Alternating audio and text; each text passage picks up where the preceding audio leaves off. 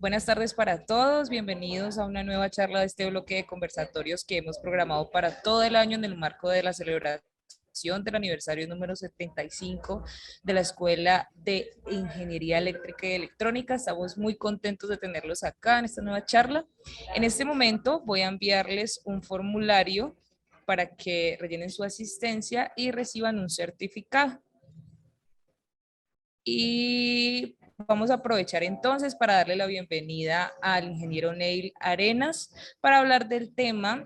Nos acompaña, él es ingeniero electricista y magíster en generación de energía eléctrica de la Universidad del Valle. Neil se ha desempeñado en la operación de plantas de cogeneración y diseño, construcción, puesta en marcha y operación de proyectos industriales, plantas de alcohol, carburante y cogeneración, principalmente en el sector agroindustrial, y en la actualidad es ingeniero analista de mercados mayoristas de energía para Celsia Colombia S.A. ESP. Además, es profesor hora cátedra desde hace más de 17 años en la Escuela de Ingeniería Eléctrica y Electrónica de la Universidad del Valle, dictando materias como aspectos de comercialización de sistemas de transmisión, proyectos de automatización y gestión de proyectos de automatización. Bienvenido, ingeniero. Muchas gracias, Luisa, por la presentación. Gracias. Bienvenidos a todos. Y, como dicen, comencemos. Un preámbulo. El preámbulo es el Homo sapiens. El Homo sapiens, como ustedes saben, somos todos nosotros. Harari, en el libro de Animales a Dioses, habla sobre dos temas que nos hacen humanos, que son el fuego y el lenguaje. El fuego, desde hace 300.000 años lo manejamos Homo erectus, neandertales, Homo sapiens, y nos ha permitido tener iluminación en la noche, nos ha permitido calentarnos cuando hace frío, nos ha permitido pasar de ciclos de alimentación de 5 horas, como los primates, a tener ciclos de alimentación de 1 hora y no quedar agotados en el proceso de digestión. Y también lo podemos usar como arma, como dice ahí Harari en el texto que les estoy compartiendo, contra animales más poderosos que nosotros. Ese es el primer punto que quiero resaltar como preámbulo. El segundo punto es que tenemos el lenguaje. Todos los animales tienen comunicación. Te avisan, viene un depredador, huyamos, peligro. Las abejas dicen dónde hay flores. Pero nosotros con el lenguaje tenemos una ventaja, y es que nosotros no solamente damos ese tipo de mensajes, sino que tenemos mensajes más profundos. Entonces, como dice Harari, el lenguaje evolucionó como una variante del chismorreo. Esa variante del chismorreo es literal: quién nos cae bien, quién nos cae mal, eh, cómo estuvo la cacería del día, cómo están las cosas. Entonces, eso nos permite ser sociales. Ahora sumemos esas dos cosas: el fuego y el chismorreo. El fuego y el diálogo siempre van a estar asociados. Nos reunimos alrededor del fuego a tener todas esas conversaciones. ¿Qué más evocador para nosotros que estar en una fogata con amigos y contarnos todo lo que nos ha pasado? Y hay una cercanía hacia el fuego. ¿Por qué comienzo hablando de esto? Porque vamos a hablar de esto que se llama modelos de mercados de electricidad. Cuando me invitaron a esta conferencia, a tener este conversatorio, pueden ustedes ir participando. Cuando me invitaron a este conversatorio, me abrieron la puerta para que hablara sobre alguna de las materias que yo dicto, y decidí hacerlo sobre aspectos de comercialización de sistemas de transmisión, que es una de las materias que pienso yo que puede dar más el tema de charla y conversación. Para los que se acaban de conectar, mi nombre es Neil Henry Arenas Camacho. Llevo 17 años dictando, entre otras, esta materia, aspectos de comercialización de sistemas de transmisión. Trabajo en el sector, estoy en el sector agroindustrial por muchos años, en los proyectos que comentó Luisa, y en la actualidad me desempeño como ingeniero analista de mercado mayorista de energía en Celsia Colombia S.A. ESP. ¿Cómo he dividido esta charla? Vamos a tener 3 puntos a lo largo de esta charla que vamos a ir hablando. Vamos a tener esa introducción, pero esa introducción no es voy a hablar de esto, no. Esa introducción es para contarles a ustedes un poquito de la historia de la electricidad en Colombia y la electricidad en el mundo.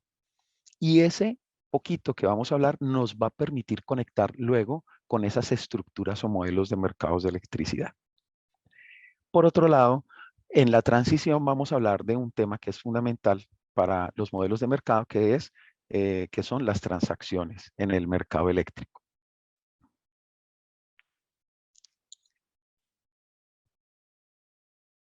Entre 1887 y 1893 se establecieron en Chicago solamente 24 compañías con centrales de generación de energía. 24 compañías independientes. Ahora imagínense ustedes la locura de vender esa energía, de entregar esa energía. O sea, la fotografía que ustedes ven ahí es de otro evento, pero nos da una idea de cómo las grandes capitales del mundo estaban cubiertas de redes, no solamente de redes eléctricas, de diferentes proveedores de energía eléctrica, sino que estaban tendidas las incipientes redes de comunicaciones. Entonces, esto que ustedes ven ahí es cómo comenzó la electricidad en el mundo. Y miren ustedes las fechas tan específicas, entre el 87, 1887 y 1893. Esto coincide con el nacimiento de las grandes compañías en Colombia. Por ejemplo, me refiero yo, hace más de 100 años nacieron en Colombia, ya tenemos muchas compañías centenarias. Para esta época nacieron compañías como el Banco de Bogotá, nació una que a muchos nos gusta, que es Póker, el fabricante de cervezas. Nacieron compañías de productoras de harina, o sea, nacieron grandes compañías que aún hoy persisten y nacieron las precursoras de las compañías eléctricas que existen en la actualidad. Se da en esa época porque nosotros pasamos, digamos, energéticamente de depender de la leña a principios de ese siglo XIX. En 1800 nosotros dependíamos de la leña y con esa leña nosotros obteníamos la energía que se necesitara. Por ejemplo, para las minas de sal utilizaban leña para absolutamente todo. Y dentro de la historia de la energía eléctrica y dentro de la historia de las energías, siempre los ciclos van avanzando, pero un ciclo remata con una crisis.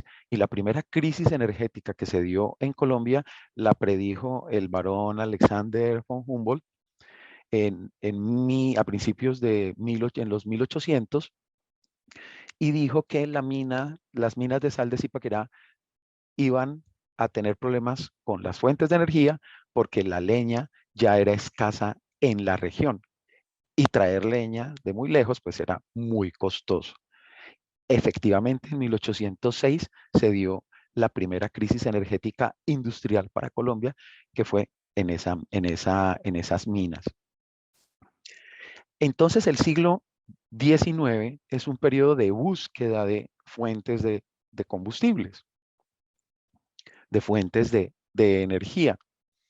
Algunos lo solucionaron utilizando la parte hidráulica y se hacían molinos, y cuando llegó hacia finales del siglo XIX la electricidad, a un molino le montaban un generador y con eso lo hacían en la parte del Huila, por ejemplo. Hacia 1874 nosotros yo estoy ubicado en Cali, en el Valle del Cauca, que somos tan cercanos a los ingenios azucareros. En 1874, Manuelita, que ya existía, comenzó a utilizar el bagazo como fuente energética y en la actualidad los cogeneradores que son azucareros de la industria del azúcar, yo siempre le digo a mis estudiantes que es una de las industrias más bonitas desde el punto de vista energético porque hay un balance perfecto, entra la caña, se muele la caña, sale el bagazo se utiliza en las calderas y se utiliza como fuente de energía. En 1874 ya estaba claro que se podía utilizar ese bagazo para hacer las cocciones y obtener los cristales del azúcar. Entonces ese es todo el siglo XIX. Pero como ustedes ven ahí abajo, dice que de dónde saqué esa fotografía. A finales del siglo XIX se dio lo que se llama la guerra de las corrientes. Entonces el mercado comienza privado, los mercados de electricidad comienzan privados en todo el mundo. Entonces el inventor Thomas Alva Edison comienza a, y además de que era inventor, pues era un negociante magnífico, comienza a generar con DC y las plantas de DC tenían que estar cerca de la demanda. Entonces él lo que hacía era vender el servicio de iluminación. Entonces, esa competencia que comienza a formarse comienza con la venta de iluminación. Y si tú te quedabas sin la iluminación, iban, te arreglaban y te daban el servicio de iluminación. Por otro lado, George Westinghouse, también muy conocido para nosotros los ingenieros electricistas, un inversionista, crea una compañía de servicios de energía eléctrica, de iluminación. Y él comienza a trabajar con alguien que también todos conocemos mucho y es Nikola Tesla. Tesla comenzó a trabajar con Edison, luego salió a formar su propia empresa. Edison lo felicitó, muy contento, lo apoyó y toda la cosa, pero quebró. Cuando quiebra, se une con Westinghouse y comienza a trabajar para Westinghouse. Pero ya Tesla tenía en su mente que, y había experimentado, que lo mejor era la corriente alterna. Entonces, comienza esa competencia que se convierte en la guerra de las corrientes entre la alterna y la DC. Y a raíz de, si ustedes recuerdan la fotografía que les acabo de mostrar, la incidencia, los accidentes que ocurrían porque no se sabía cuál era la red de quién, o los de comunicaciones tocaban accidentalmente las líneas eléctricas, se fue complicando la cosa y decían que lo que generaba Westinghouse era muy peligroso, era muy riesgoso para la salud. Con esta competencia y esta guerra en ciernes no, avanzando, y con todas estas plantas que se comienzan a montar en todo el mundo y que utilizan sus redes independientes, llega una persona, un señor que se llama Samuel Insull, un inversionista que se radicó en Chicago y dijo, no, esto aquí no puede seguir de esa manera. Debemos normalizar y debemos permitir que ciertas actividades de este negocio sean monopolio. Debemos tener una red única de distribución para que se conecten los generadores y puedan inyectar la energía. Entonces ya en este momento comienza a cobrarse la energía tal cual lo hacen en la actualidad, muy cercano a lo que tenemos en la actualidad. Entonces, este señor propone la regulación de esa industria y se la aceptan. Con esa regulación, entonces comienzan a entrar estados tras estados en los Estados Unidos para unificar los sistemas de distribución. Monopolio. Ahora bien, Con esa infraestructura que se va montando, se logra una integración porque además ya se acepta la corriente alterna, lo que le da mayor confiabilidad al sistema y comienza a crecer el negocio en todo el mundo. Pero ¿cómo era el mundo a finales del siglo XIX? Uno de los autores que utilizamos de referencia tiene un libro que se llama Power System Economics. El señor se llama Steven Stoff y en la carátula de su libro tiene esta pintura. Esta pintura es de un señor que se llama William Louis Sontag, la pintó a finales del 19, 1895, y se llama The Bowery at Night. The Bowery es un área en Nueva York y él la pintó en la noche. Y está en la actualidad en un museo de la ciudad de Nueva York. ¿Por qué les comparto esto? En mi materia en las clases, cuando estamos hablando de este tema, les comparto la visión de otros pintores, o sea, los colores que logran pintores como Van Gogh dentro de bares, dentro de establecimientos, comenzando a capturar la iluminación y el uso de la energía eléctrica. Es impresionante porque le da calidez a los ambientes. Entonces, me permito leer aquí este texto. ¿Qué vemos en esta imagen desde el punto de vista eléctrico? Vemos dentro de ese mercado de la electricidad que no estaba regulado todavía, vemos unos troleys que son accionados por motores de AC de Westinghouse. Eso está confirmado históricamente. Son troles accionados por motores de AC de Westinghouse. Es posible que la iluminación de todos los almacenes que vemos ahí en esa línea, en el primer piso, estén iluminados por equipos de DC de Thomas Alva Edison. Y lastimosamente no todas las casas, no todos los hogares tenían iluminación eléctrica. Era posible que muchos de los hogares se iluminaran por gas. Arriba vemos un tren que es el tren elevado de la Tercera Avenida que se montó en 1878 y con su ruido, vemos que ahí sale vapor, con su ruido y con la sombra que provocó la construcción, hizo que se acabara el sector de teatros de Nueva York. Entonces lo ubicaban en otra zona. Pero dentro de poco tiempo, después de que lo pintaron aquí, ese tren iba a ser electrificado.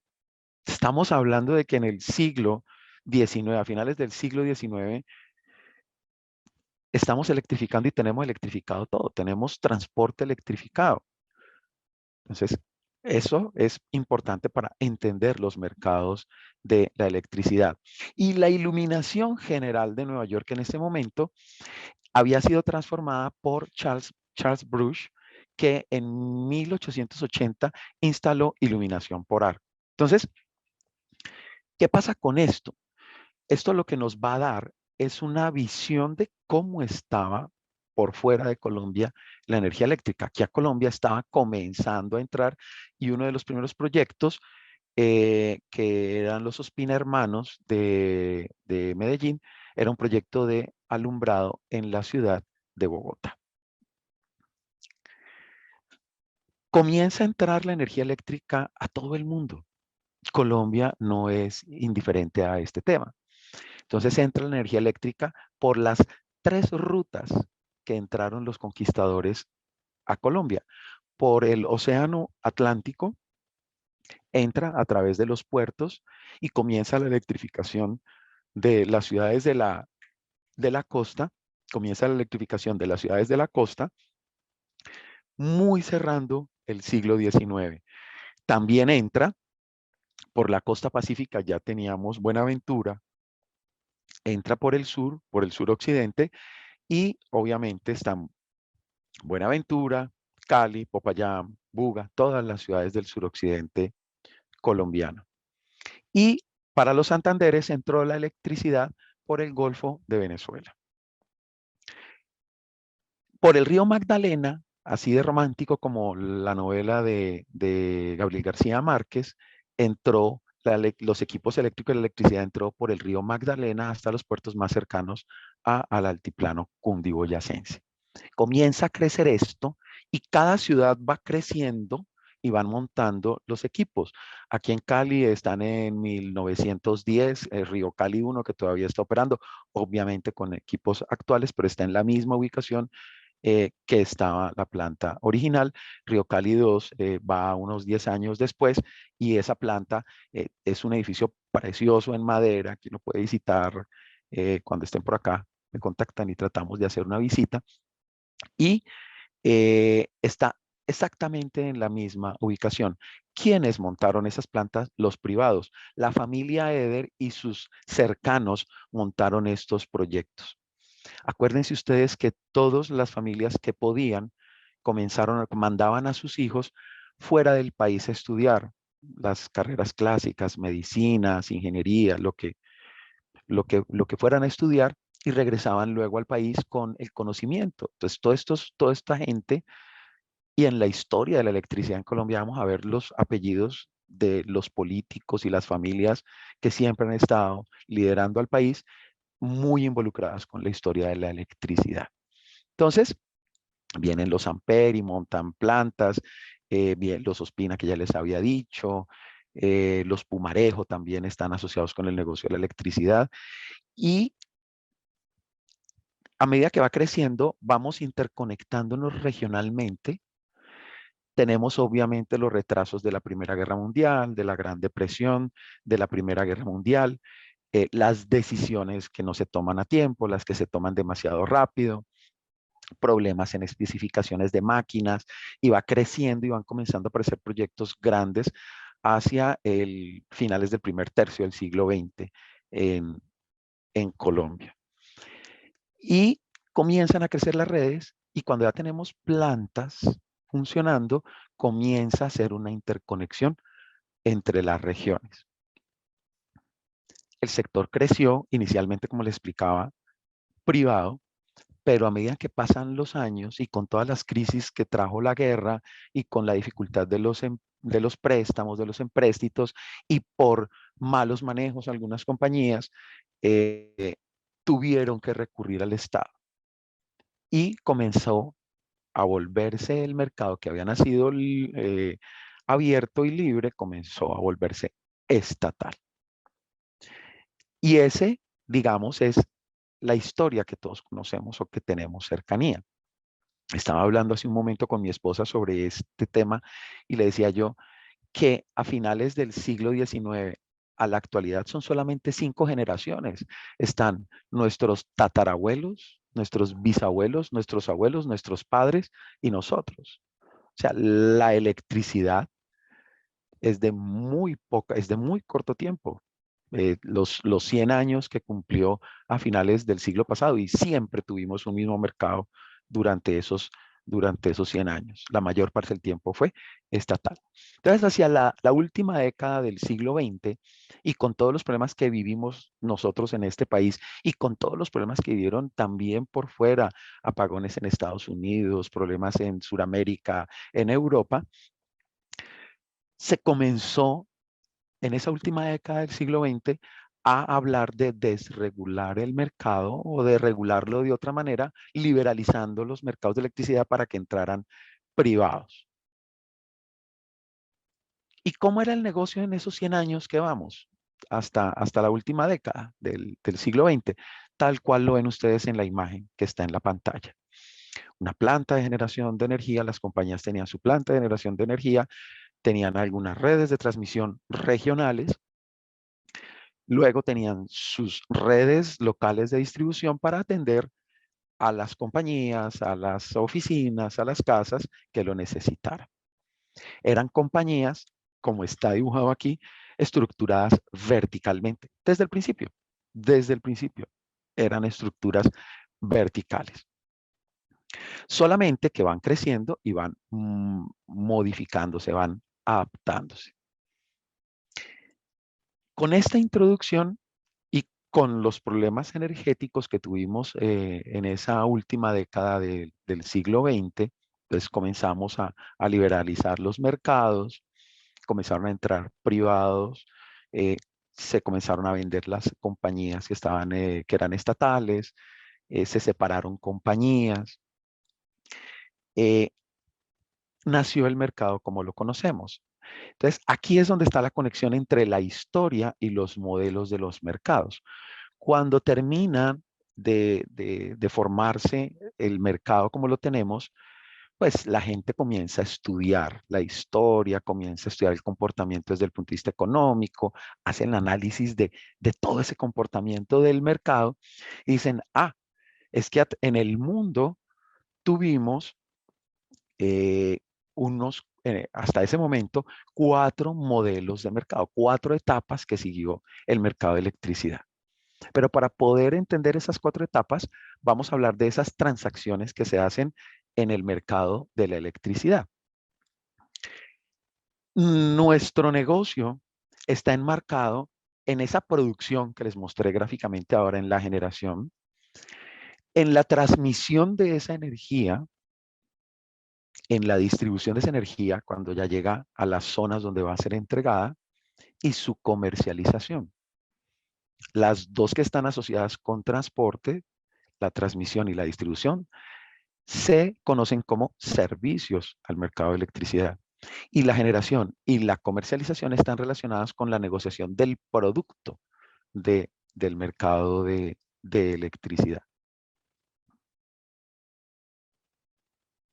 Entonces, esas transacciones que se hacen o que desde que comenzó esto, en algunos casos, como les dije, vendían era la iluminación y reemplazaban los bombillos. ¿Qué se está negociando? Pues se está negociando energía eléctrica y esa energía eléctrica tiene unas características muy específicas. Si estuviéramos en clase, comenzaba a bombardearlos a ustedes con preguntas. ¿Qué diferencia la energía eléctrica del café? ¿Qué diferencia la energía eléctrica de los espaguetis como producto? Entonces, todos sabemos que la energía eléctrica debe tener unas características técnicas, cuando se inyecta al sistema, unos niveles de tensión, una frecuencia, bueno, todo esto. Ese es el producto que estamos negociando. ¿Cuándo se negocia? Pues acuérdense ustedes que la energía eléctrica, por el momento todavía no tenemos grandes almacenamientos de energía eléctrica, entonces, ¿cuándo se negocia? Se negocia con anticipación para entregarla posteriormente en las fechas que incluye el contrato. Y por eso hablamos de que ahí hay unos mercados y unos contratos. ¿Quién es el comprador? ¿Quién es el vendedor? ¿A qué precio se llega a ese acuerdo? ¿Bajo qué condiciones se hace el contrato? Entonces, eso es lo que nos enmarca todas las transacciones, ya fuera desde el principio del negocio de la electricidad hasta la actualidad. Ahora bien, hay una pirámide, digámoslo así, hay una lista de cosas que debemos tener en cuenta para esas transacciones y que se necesitan sí o sí. Se necesita un sistema de coordinación regional mínimo, si es estatal, como sea que esté. Se necesita tener claros esos mecanismos de despacho, cómo se va a entregar esa energía. Se necesita que si eres vertical incluso, debes tener claro cómo va a ser la coordinación del mantenimiento de tus plantas, cuándo sacas una, cuándo pones otra. ¿Cómo es el método de expansión de esa generación? ¿Cuál es el método para minimizar los costos de esa expansión? Y el método de control de emergencias. Cuando tenemos problemas, ¿cómo vamos a reaccionar? Entonces, eso es lo que tiene que tener claro el tema de transacciones. ¿Qué es lo que estamos negociando? ¿Cómo, cuándo, dónde? Bla, bla, bla, bla, bla, bla. Y qué debe tener un sistema eléctrico. ¿Qué es lo que se necesita para que opere correctamente? Entonces, ahora sí, entramos específicamente a los modelos de los mercados de electricidad. Históricamente siempre hemos hablado de 4 modelos, pero yo considero que ya son 5 modelos. Está el modelo de monopolio, el modelo de agencia de compras, la competencia en bloque, la competencia al detal y lo que hoy se está llamando la respuesta de la demanda. Desde el punto de vista de la competencia de mercado, pues lo que le acabo de decir, ya hay 5 modelos que le dan forma a la estructura de la industria de la electricidad. Esos modelos se definen con base en el monopolio. ¿Cuál es el grado de monopolio que se permite o se tiene en esos modelos o requiere la industria?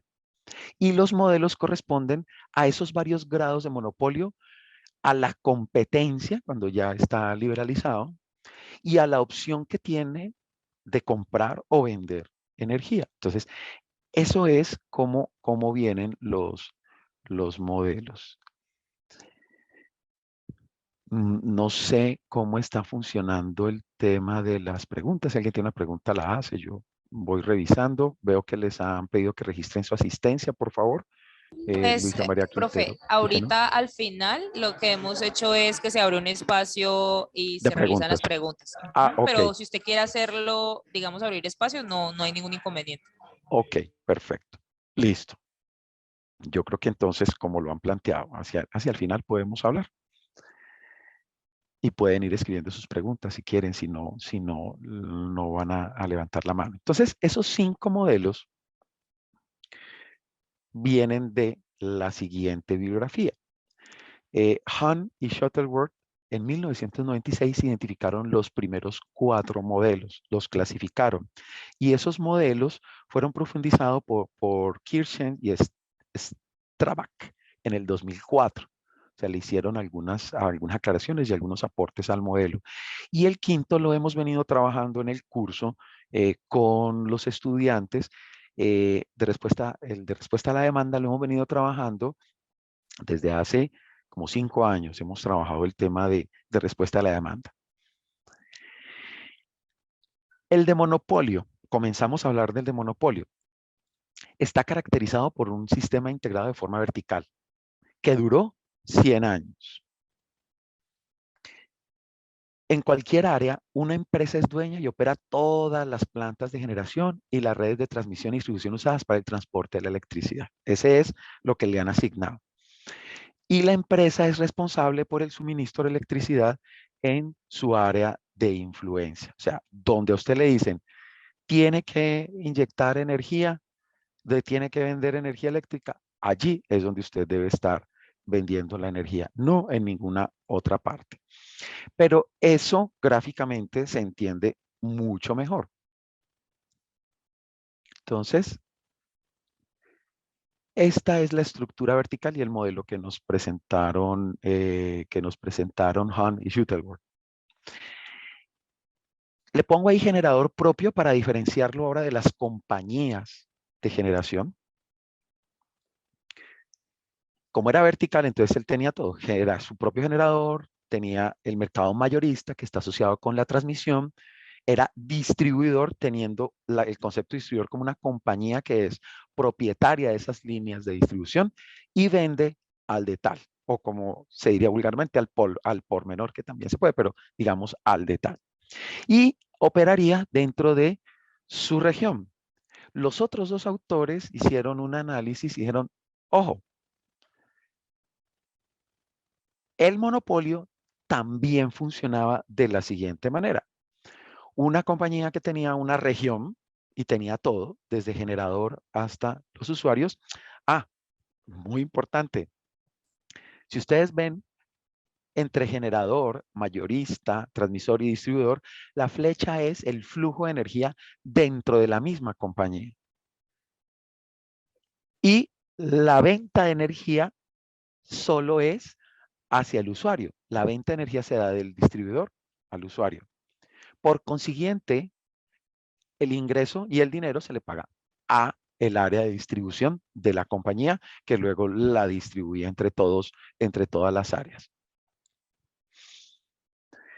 Aquí nos dicen los otros autores que se podía tener interacción entre las compañías de transmisión. ¿Qué pasaba? Si el que tiene la región que está a la izquierda de sus pantallas saca un generador y hay otra compañía que tiene un generador propio y unas líneas de transmisión, que eso podía ocurrir en cualquier parte del mundo, en general, entre ellos podían intercambiar energía. Y ese intercambio era un acuerdo entre las partes que estaba basado en reciprocidad, en que yo necesito esa energía para mantenimientos o necesito esa energía porque mis generadores no me dan esa capacidad. Entonces, la otra compañía esperaba que cuando a ellos se les ofreciera comprar energía eléctrica, podían hacer exactamente lo mismo y a unos precios favorables entre las dos partes. O sea, casi que un trueque, yo le doy y usted me da y me entrega y con eso compartimos. Y la transmisión incipiente, digámoslo así, se costeaba y se pagaba la transmisión. Entonces, hay algunas áreas que tenían unos generadores y unos mayoristas que estaban en una región, pero le vendían a distribuidores que tenían una asignación regional.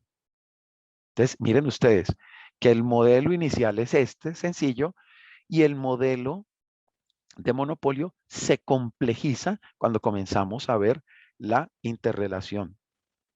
Acuérdense, esto es una foto de lo que sucedió en los mercados, en la vida real, no exacta, una foto en un momento preciso y pudieron tener algunos otros grados de competencia, pero el modelo general es este. Luego viene el modelo de la agencia de compras. En este modelo se permite la participación de generadores de energía independientes, estimula la competencia a nivel de generación. O sea, si entran unos generadores adicionales, entonces hay competencia a nivel de generación. Y toda la potencia, todo lo que sale, debe ser vendido a una agencia de compras. Esa agencia de compras puede discriminar entre generadores mediante procedimientos de oferta, mediante subastas. Ese modelo se ve como lo tenemos aquí en la pantalla. Entonces, este modelo rompió la verticalidad entre las compañías, aunque tengo marcadas con la región, con con el globito, con la nube, compañías que siguieron teniendo generador propio o que tuvieron que crear un generador dentro del mercado. Entonces ese generador entra a competir con un generador independiente o con otro generador de otra compañía que está integrada verticalmente y contra otro generador independiente y así sucesivamente. Entre más, mejor. Es el concepto de mercado. Todos ellos le venden la energía a un solo agente de compra en bloque.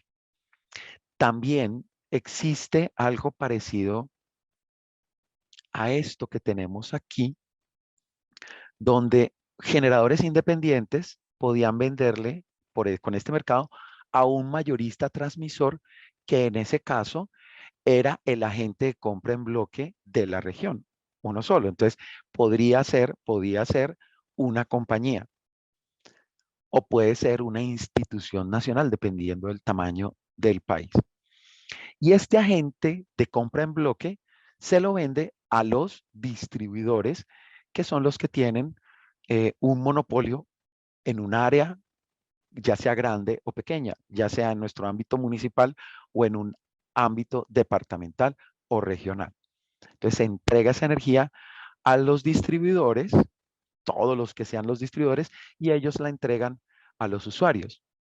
Pero miren ustedes las flechas. Las flechas lo que nos dicen es que aquí hay ventas de energía. O sea, hay ventas de los generadores a la gente de compra en bloque, hay venta de la gente de compra en bloque a los distribuidores y de estos a los usuarios. O sea, que inversamente hay flujo de dinero de los usuarios a los distribuidores, de los distribuidores a la gente de compra y de la gente de compra en bloque al generador. Si estuviéramos en clase, perdón, si estuviéramos en clase yo les diría, ¿qué tipo de monopolio es este? Y aquí ya tienen ustedes la respuesta en pantalla. Esto es un monopsonio. Esto es un negocio que tiene un solo comprador. Es un monopolio de un solo comprador. Se llama monopsonio. Y entre la gente de compra y los distribuidores es un monopolio. Este modelo se utilizó mucho a nivel regional, en algunas zonas de Estados Unidos, en algunos lugares. Entonces, este es otro de los modelos, el de agencia de compras. Ahora viene otro modelo que se llama competencia en bloque y también tiene su estructura gráfica que es autoexplicada. Esta ya está caracterizada por la selección de proveedor para las distribuidoras. O sea, las compañías de distribución pueden decidir a quién le compran energía eléctrica. Entonces, miren ustedes que esos modelos fueron variando con el tiempo. Incluso algunas pudieron pasar de monopolio a competencia en bloque, o bueno, o dar diferentes saltos. Pero en este modelo ya las distribuidoras, las compañías de distribución podían seleccionar quién les vendía la energía eléctrica con competencia en generación, o sea, podían hacerlo libremente. Las distribuidoras también pueden comprar energía para sus usuarios de cualquier generador competitivo. Las distribuidoras mantienen un monopolio sobre los usuarios finales. Entonces, miren qué era lo que les decía al principio. Hay unos grados de monopolio que se mantienen en cada uno de los modelos. Pero este esquema y este modelo de mercado debe ofrecer libre acceso a las redes a los diferentes generadores. Aquí en este modelo se presentaba que quien se encargaba de ese mercado en bloque, de esas redes de transmisión, podía decir dónde debería reforzarse la generación, podía recomendar. Entonces, miren ustedes que los generadores le venden a los distribuidores cualquiera que sea su región, cualquiera que sea su lugar. Incluso en algunos modelos de algunos países se identificaron grandes consumidores que se portaban como distribuidores, no era lo usual en este modelo, y los distribuidores mantenían el monopolio sobre los usuarios finales. Entonces, estas redes de transmisión seguían operando, seguían funcionando, pero ya se comenzó a pagar, fue por el servicio de ese intercambio. O sea, eso que llamábamos el mercado en bloque era simplemente o es simplemente una supervisión y un balance del mercado y puede ser gestionado por el operador del sistema, por el operador de este sistema. Esta es la competencia en bloques. Ahora viene la competencia al de tal. Al de tal o de acceso directo. Todos los usuarios tienen acceso a los generadores, ya sea directamente y o a través de su comercializador local. No hay monopolio sobre la comercialización y los comercializadores pueden ejercer el mismo rol que en otros mercados. Entonces, aparece ese agente que les hablé en las transacciones, que es el comercializador, que se dedica únicamente a comercializar. Ya no era un distribuidor con comercialización, sino que aparece un comercializador puro, como el que compra y vende café, como el que compra y vende las naranjas, como muchas opciones que se tienen en los mercados. Aquí hay acceso libre a toda la red, tanto a nivel de alto voltaje como a nivel de bajo voltaje en distribución. Entonces, miren ustedes esto. Los generadores que se han declarado como tal, entonces ya no les pongo generadores propios, sino que son generadores, son compañías de generación o compañías integradas verticalmente, compañías que tienen generación dentro de su estructura, pero que tienen que declararla como un negocio independiente al mercado, como un ente que es el generador como tal. Pasamos directamente al comercializador y ustedes ven que pueden comprarle a cualquier generador, incluso al propio, le pueden comprar para atender sus mercados, para atender a sus usuarios y ya no tiene ese monopolio sobre los usuarios. Como en el en el cuarto, por ejemplo, tiene un monopolio, podría ser los usuarios, pero no, puede atender al que se requiera, al que se lo requiera. La libertad del mercado. Entonces, es cuando se separan la transmisión y la distribución como servicios al negocio de la electricidad. Entonces, este es el modelo que se ha declarado siempre como último. Sin embargo, los mercados cada vez son más dinámicos y tenemos el modelo nuevo de respuesta de la demanda. Ahora, los usuarios pueden inyectar energía eléctrica o reducir la demanda al sistema interconectado. O sea, ese es un balance y hay una palabra que me encanta que es o inyecto unos megavatios o saco o retiro esos megavatios de la demanda y en el argot hay muchas personas que dicen de negación, de negativo, megavatios. Retiro esos megavatios. Y nace un usuario que es productor o vendedor de un producto y que también es consumidor. Y en español le decimos prosumidor y la palabra en inglés es prosumer. Entonces, eso es lo que está pasando en la actualidad. En algunos países aparece un nuevo rol. En algunas estructuras de mercado aparece un nuevo rol. Ya no es este comercializador solo o este distribuidor que hace actividades de comercialización, como lo veíamos en competencia al de tal, sino que es un nuevo rol que se llama agregador.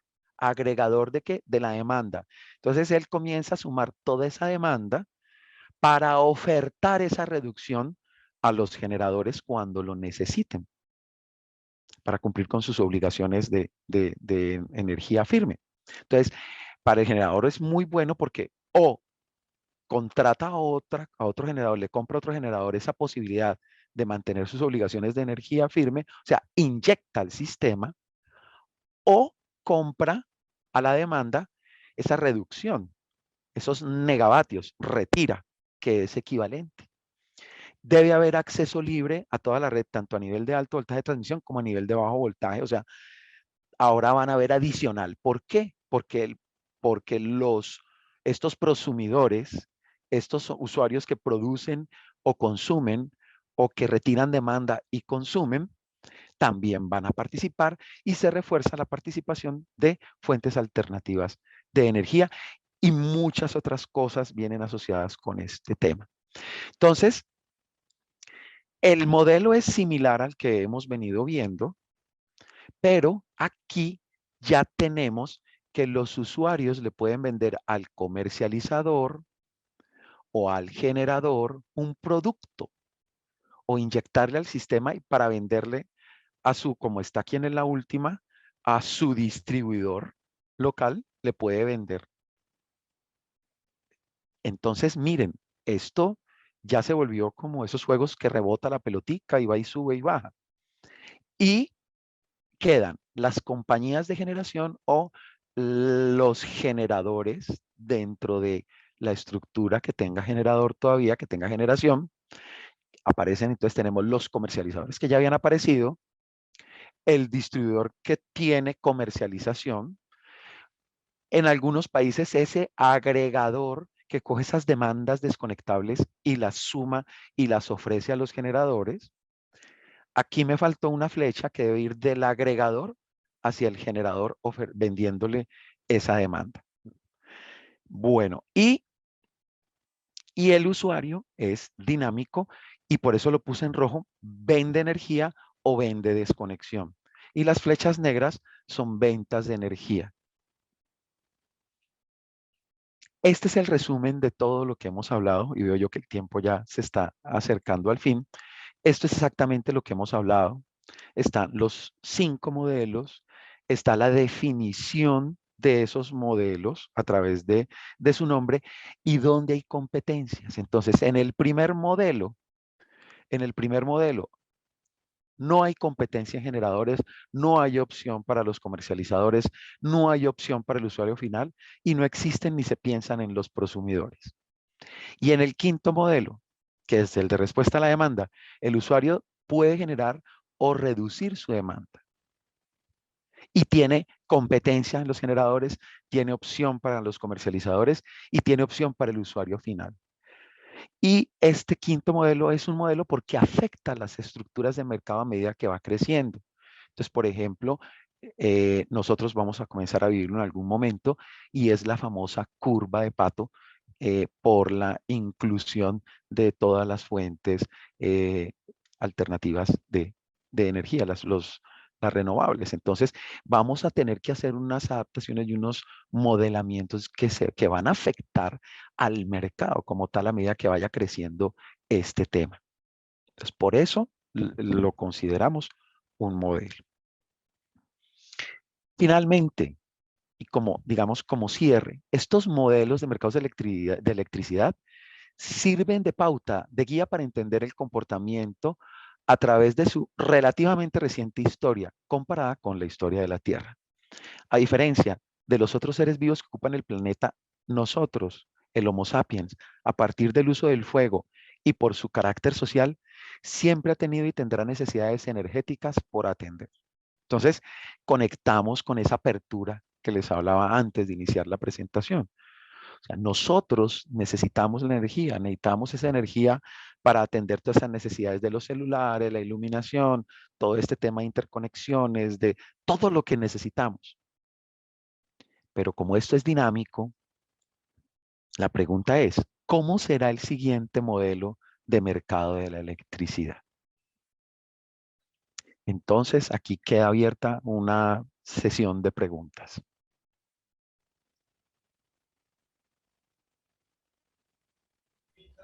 Bueno, aprovecho para invitarlos a participar. Pueden encender su micrófono o pueden escribir también en la sección del chat y vamos a estar leyendo sus comentarios.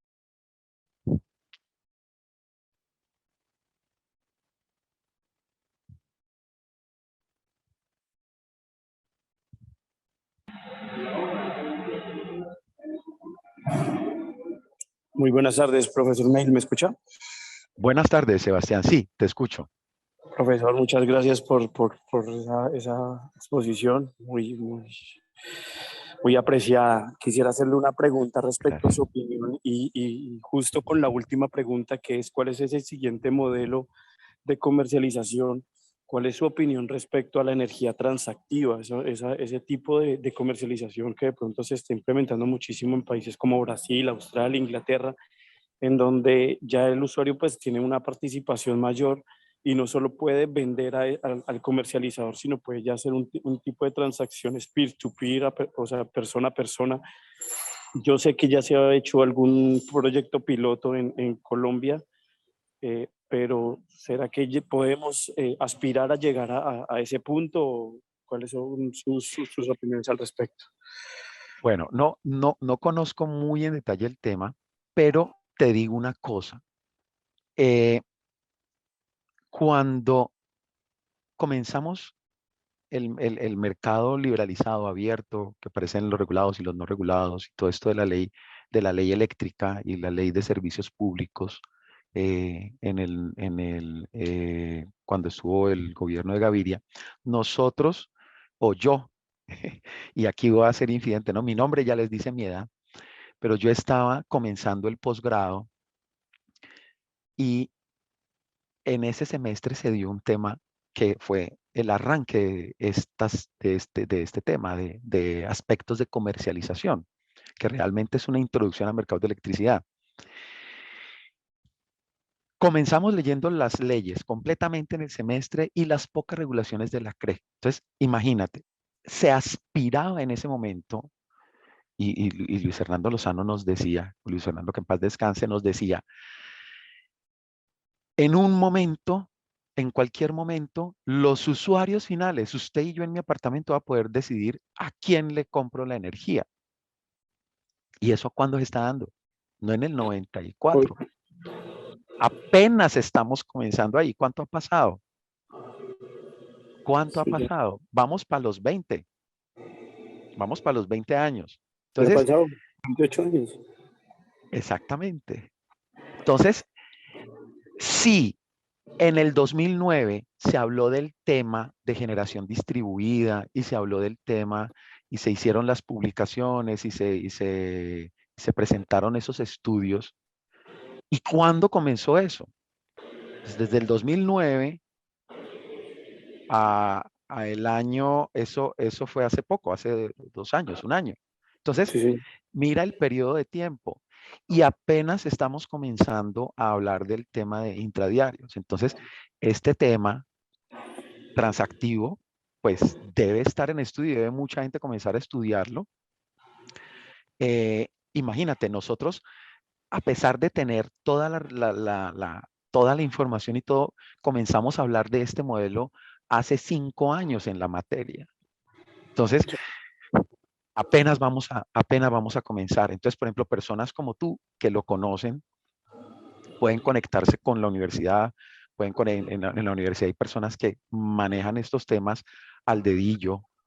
Yo tengo unos énfasis o pueden estudiarlo al dedillo para que desde la academia y desde otros lados del medio, porque la academia también hace parte del medio, es de donde salen los profesionales que van a los mercados de electricidad, debemos comenzar a hacerlo ahora.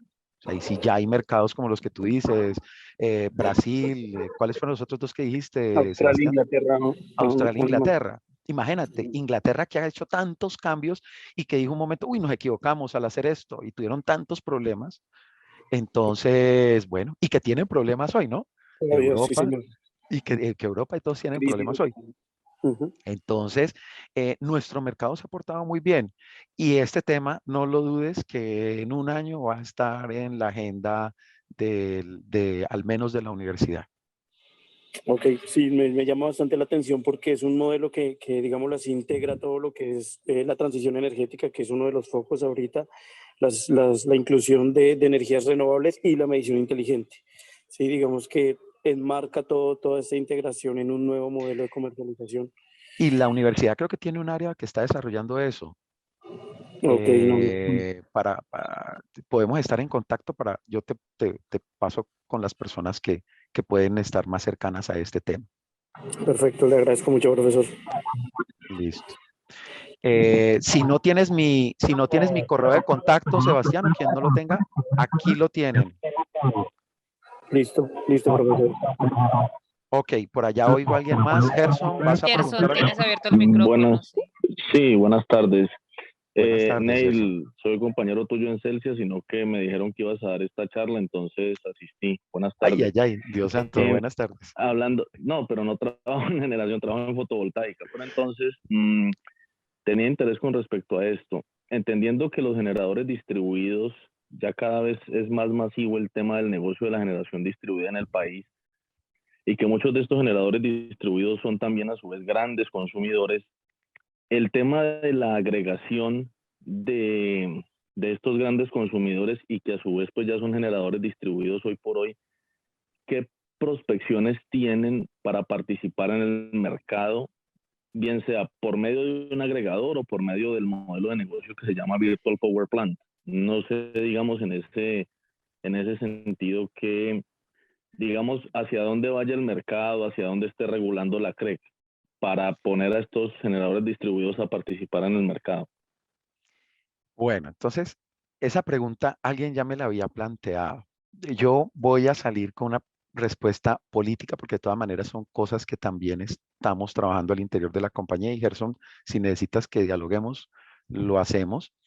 Sin embargo, eso que estás preguntando es muy interesante. ¿Por qué? Porque el agregador en Colombia lo está haciendo el comercializador. Nosotros en Colombia lo estamos haciendo con el comercializador. Entonces el comercializador está haciendo la función de agregador, pero es que el agregador en Europa, donde está más metido ese tema, lo han creado para recoger toda esa demanda. Ojo, no, Gerson, es muy diferente quien le dé curva de demanda al sistema y no sé si va a estar asociado con lo que me preguntaste, pero yo creo que sí, y los cogeneradores. Ojo, un cogenerador no es una curva de demanda para el sistema interconectado nacional. Entonces, no podría, hoy como estamos, no podría estar en manos de un agregador. Tiene que estar representado por el comercializador, tiene que estar representado, por alguien tiene que representarlo. ¿Por qué? Porque, o los cogeneradores que deciden salir al mercado directamente, que lo han hecho, pues salen al mercado directamente, pero digamos, el agregador, nada que ver con un cogenerador. Eh, las compañías que tengan fotovoltaica, por ejemplo, se pueden asimilar, y me corriges, Gerson, si no está claro, o alguien aquí en el conversatorio me corrige. Yo los acercaría más a las autogeneradores, o sea, ellos están generando, no es parte de su proceso, entonces ellos tienen durante el día una energía que o consumen y o venden si tienen excedentes. Entonces, tampoco serían caldo de cultivo del agregador, porque solamente cuando no estén con generación solar o con eólica, son curva de demanda hacia el sistema. Entonces, el agregador, la única función que tiene el agregador es coger todas las ofertas de demanda desconectable y llevárselas y ofertarlas. Esa es la función del agregador. Entonces, por eso se asimila tanto al comercializador. Ya los otros se enmarcan dentro de las normas actuales como más o menos como te lo estoy indicando. Pero nunca,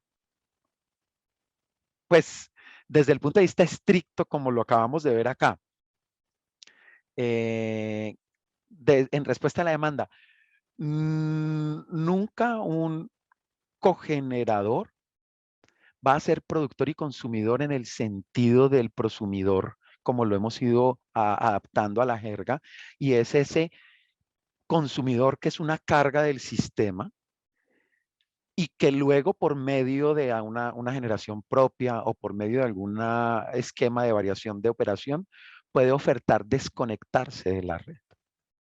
Claro, ese es como lo estamos conociendo, pero el término de prosumidor también también aplicaría para los cogeneradores, no en el sentido en que lo conocemos hoy o como lo hemos ido entendiendo, la acepción que le estamos dando, sino que el cogenerador, por ejemplo, los ingenios aquí en el Valle del Cauca, cuando están parados, son curva de demanda para el sistema interconectado, para la red, porque ellos necesitan, porque sus plantas de generación están paradas cuando ellos se detienen completamente cada año o cada 6 meses para mantenimiento.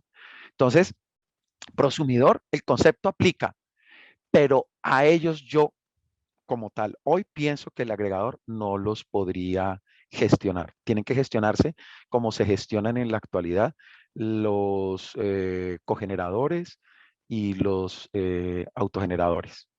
No sé, Gerson, si eso te complementa un poco o te aclara la pregunta. Profesor. Sí, sí, claro, sí, sí.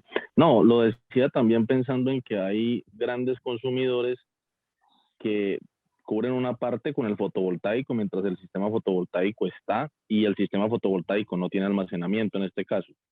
Y otra parte de su demanda sí entra a la curva. Es decir, supongamos que hay un 70% de la demanda durante el día que entra a la curva y otro 30% que no. Pues hablando de un tema pues ideal para un fotovoltaico, pero sí digamos que sí el detalle es para conversarlo en más profundidad, creo yo. Sí, y de todas maneras, como tú lo dices, la curva de demanda, acuérdate que todo eso se gestiona con los históricos de demanda, entonces eso va a haber unos cambios ahí. Entonces, ¿qué tanto más podría desconectar de demanda ya teniendo lo fotovoltaico? Ok, creo que hay una mano levantada por ahí, creo que es Diego Silva.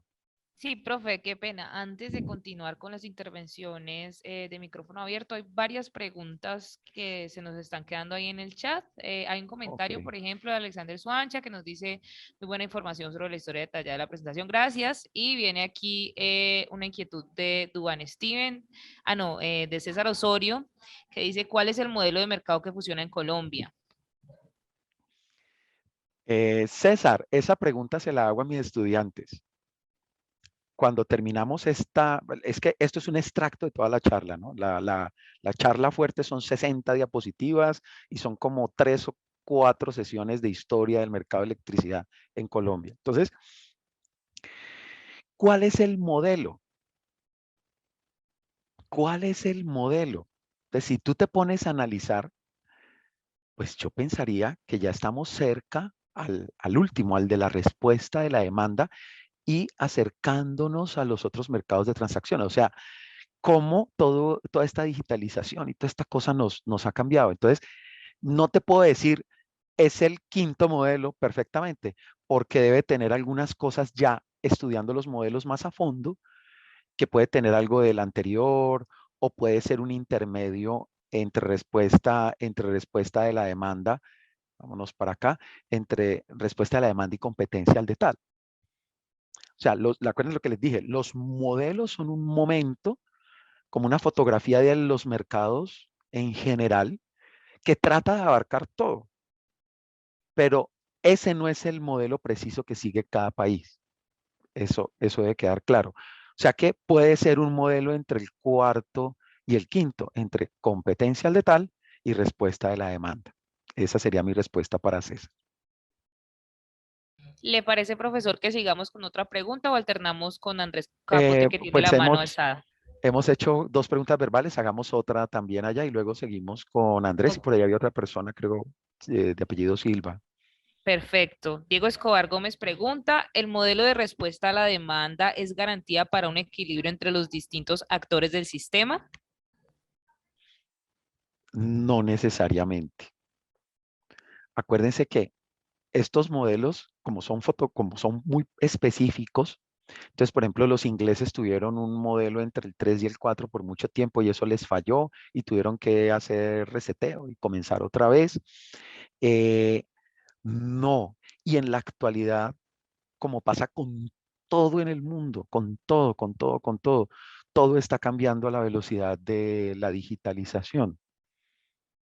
Entonces, con todos estos esquemas y estos modelos que todo esto que se viene, pues tenemos que adelantar, tenemos que ver qué va a pasar hacia adelante, cuál va a ser el siguiente modelo, pero no es garantía de equilibrio, porque tampoco podemos desechar, digámoslo así entre comillas, desechar las formas convencionales de energía. Que por cierto, desde principios del siglo XX se sabía que, o se descubrió, se encontró que la hidráulica era complementaria a la térmica en Colombia.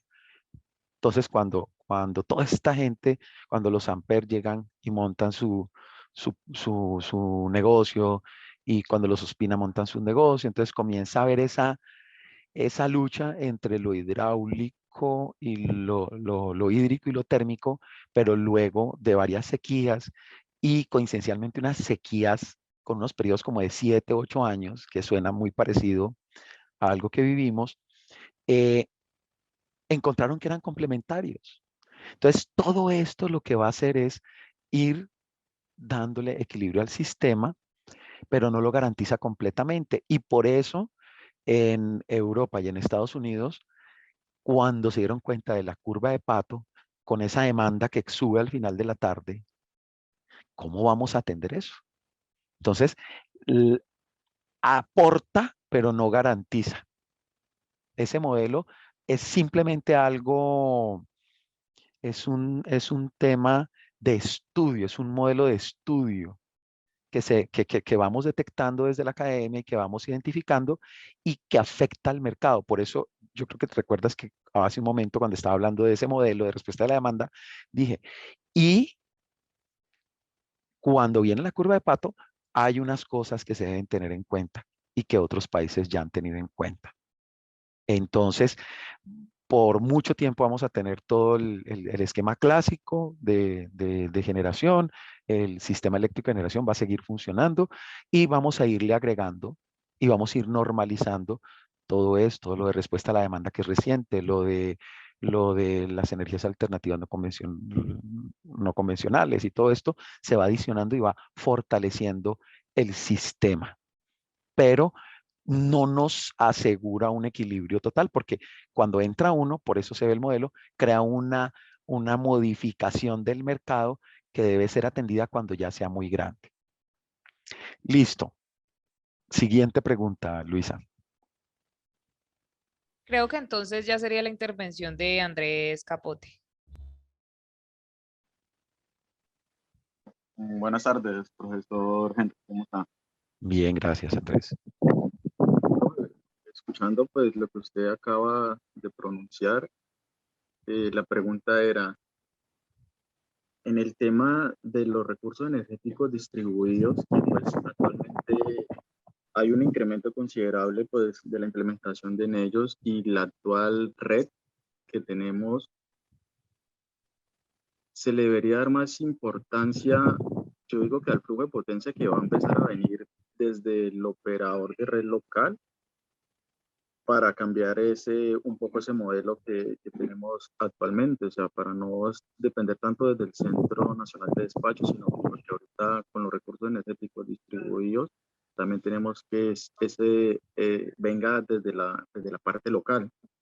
Y eso debería tener una importancia porque pues cada persona va a entrar con su recurso energético, sea eólico, sea fotovoltaico, sea pequeño, una pequeña PCH, entonces de que estos se puedan comunicar entre sí. O sea, yo miro que es importante que pasemos a una red inteligente, que ya la red se empieza a digitalizar 100% para poder tener un control acertado de lo que se está generando y que se va a entregar a la red del operador local para poder transmitir esa información o esos datos al Centro Nacional de Despacho y que se pueda coordinar más precisamente el flujo de potencia, o sea, como flexibilizar más la red en este momento. Andrés, acuérdate que la norma que salió le pide a los operadores de red que digan cuánto pueden recibir en los puntos específicos de la red y quién va a montar un proyecto fotovoltaico, por ejemplo, tiene que apegarse a esas capacidades que indica la red y es una lista FIFO. Primero en registrarse, primero en demostrar que va a ser el proyecto y el primero que llegue gana, pero se necesita tener toda esa información. Con el tiempo debe suceder lo que tú estás diciendo, que acuérdense cuando en Estados Unidos hubo el último apagón, cuando el gobierno de Obama dijo que sacó unas normas y comenzaron a dinamizar el mercado para darle inteligencia a las redes, para digitalizar, para que tuvieran toda la información de los transformadores, de las líneas, de absolutamente todo. Entonces, eso tiene que pasar en todas partes. Tiene que digitalizarse la información, todo tiene que estar interconectado a las redes y por eso es muy importante el tema de seguridad, el tema de los hackers y todo esto tiene que trabajarse muy a fondo para que no vayan a hackear todos esos sistemas de comunicación que deben implementarse y que deben montarse para lograr el punto del que tú estás hablando. O sea, todo tiene que venir con digital o preparado para transferir y recibir la información y que todo llegue a donde tiene que llegar, que llegue hasta el Centro Nacional de Despacho. Sí, porque digo que la red tiene que ser interoperable entre ellas mismas, o sea, independientemente del recurso energético que vaya a entrar, todos tenemos que poder intercambiar esa información para poderla usar de manera asertiva, porque Así pues es. en últimas, independientemente pues del dominio que estamos hablando, que va a ser de las DER, pues ese dominio va a influenciar en el dominio de la generación, o en el dominio de la transmisión, en el dominio de la distribución, porque pues eso va a cambiar los factores del precio del kilowatt hora, porque pues ya no hay que pagar un alto costo en transmisión, porque pues la energía la tenemos ahí en el operador local. O sea, supongo que eso tiene que dinamizar un poquito el tema de tarifas. Pero recuerda, y dentro del curso de mercados hablamos de ese tema, que si tú montas una red de transmisión diseñada para unas capacidades, tú debes responder a quien monta esas líneas de transmisión por si las capacidades no son las que se le pidieron. ¿Sí me entiendes? O sea, debemos darle viabilidad a las líneas de transmisión o a las redes de distribución. Entonces, todo lo que ya se haya hecho, claro que eso va a afectar, claro que eso va a afectar. Entonces, hay que buscar mecanismos para que no, hoy todavía no tenemos suficiente generación distribuida como para afectar la transmisión, como para que no se tenga que incrementar la transmisión, pero eso va a pasar adelante.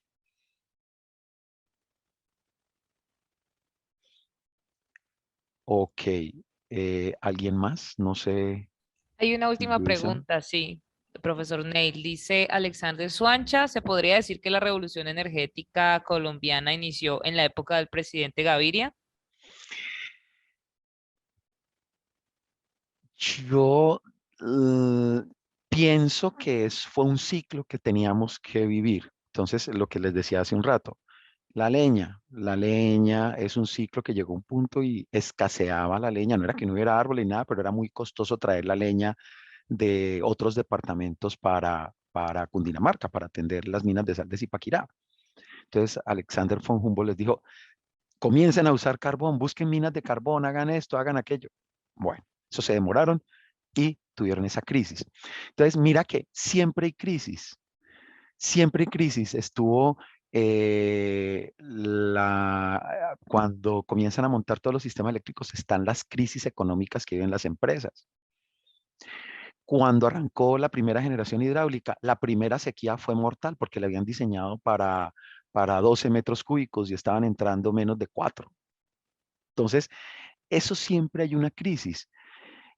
Esas leyes que salieron, la 142 y la 143, que salieron en el gobierno de Gaviria, fueron la forma de solventar esa crisis que estábamos viviendo, que llegó hasta los apagones. Y hasta ahora ha funcionado. Lo que pasa es que lo que pasa con todo lo que en el mundo hoy, ya los muchachos hacen videos en la casa, entonces son youtubers y entonces ya la gente va a esa YouTube. Ya no vemos televisión. ¿Cuántas personas se sientan a ver las telenovelas como se hacía hace 10 años, 15 años? Ya no son tantas.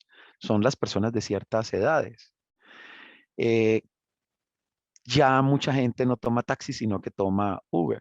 Ya, entonces, en este momento estamos viviendo otro punto crítico. No lo hemos comenzado a vivir. Vamos a vivirlo cuando todas las fuentes que están entrando hoy de renovables comiencen a afectar la curva de demanda del país y comiencen a darle la forma de curva de pato.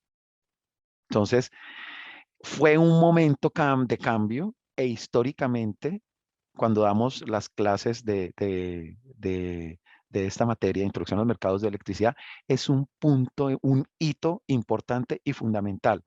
Pero ten en cuenta que eso no solo se vivió en Colombia, sino que se vivió en todas partes. La liberalización, el neoliberalismo que vino con Margaret Thatcher y con Ronald Reagan y que comenzó a abrir los mercados de todo el mundo. Entonces, es un hito para Colombia en ese momento, es histórico y era importante y nos ha salvado de varios momentos críticos que hemos tenido en estos años, en estos 18 años desde esas leyes.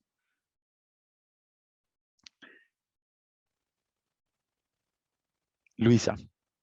Por acá no hay más comentarios, profesor. No sé si Andrés se le quedó la mano alzada, Andrés Capote, o quiere hacer otro comentario, pero ya aquí en el chat no tenemos más Ok, preguntas ni comentarios.